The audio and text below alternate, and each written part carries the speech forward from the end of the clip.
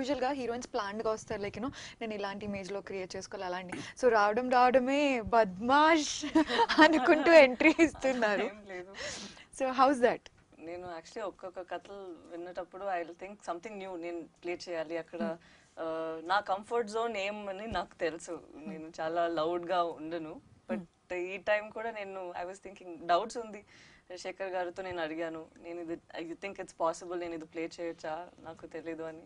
And నేను ఇది ఒక ఛాలెంజ్ లాగా తీసుకొని ఐ థాట్ ఓకే మేబీ అల్సి ఈ సైడ్ నాకు ఉందా లేదా అని నేను ప్లే చేశాను. బట్ ఇప్పుడు నేను యాక్చువల్లీ ఆ క్యారెక్టర్ లాగే చేంజ్ అయ్యాను. ఇంట్లో కూడా అవునా అరుస్తున్నాను ఏమో, బట్ ఐ డోంట్ నో. ఆ క్యారెక్టర్ భానుమతి అనే మారిపోయాను. సో ఇంకా భానుమతిలోనే ఉన్నారు, ఇంకా పల్లవిలోకి రాలేదు. ఇంకా రాలేదు. ఓకే. సో ఆ బూతుల మీనింగ్ ఎప్పుడన్నా తెలుసుకున్నారా? తెలీదు, నేను రియలీ నేను అడగలేదు. ఎందుకంటే యాక్చువల్ అది శేఖర్ గారు అనుకొని రాశారు, బట్ అది సోషల్ మీడియాకే వదిలాము. సినిమాలో ఉండదు అది, ఎందుకంటే ఇట్స్ సెన్సార్ అది. ఓకే. రెబల్ క్యారెక్టర్ కాబట్టి ఇలా ఉంటే బాగుంటుందని శేఖర్ గారు రాశారు. బట్ నేను అక్కడే చెప్పాను ఇది సెన్సార్ రాదు, యూ రిమూవ్ అని. సినిమాలో దాన్ని బద్మాష్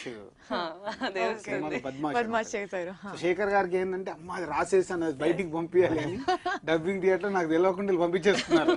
ఓ వెనకాల జరిగిపోయింది, నాకు తెలియదు అది. తర్వాత ఇట్లా సోషల్ మీడియా వచ్చింది అంటే అక్కడ సెన్సార్ అవసరం లేదు కదా సార్ అమ్మ. యాక్చువల్లీ శేఖర్ గారు థాట్ ఆ టైంలో ఒక అమ్మాయికి ఎవరైనా ఇరిటేట్ చేస్తే అప్పుడు చాలా స్ట్రాంగ్ అమ్మాయి ఎలా తిట్లు ఇస్తారు అని ఇది ఇచ్చారు. నేను ఒక 2-3 ఫ్రెండ్స్ కి అడిగాను, అదంటే ఏమి వేస్ట్ ల్యాండ్ అని ఏమో చెప్పి వదిలారు. బట్ నాకు యాక్చువల్లీ ఇప్పుడు నాకు తెలీదు ఏమో బ్యాడ్ మీనింగ్ తెలుసుకో.